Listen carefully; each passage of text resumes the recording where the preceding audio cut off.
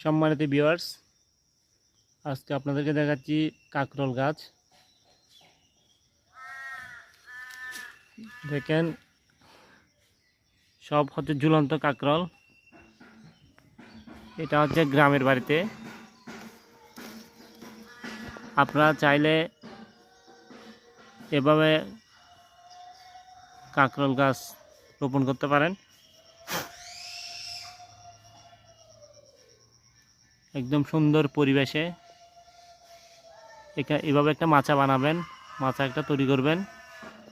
তৈরি করে দিলে কাঁকড়াগুলো এভাবে ঝুলন্ত অবস্থায় থাকবে। আমি আপনাদেরকে দেখাচ্ছি, দেখছেন কাঁকড়াগুলো দেখছেন। ধন্যবাদ। যারা কাঁকরোল প্রিয় মানুষ, এই সবজি গাছ রোপণ করতে চাইলে এই সিস্টেমটা অবলম্বন করুন।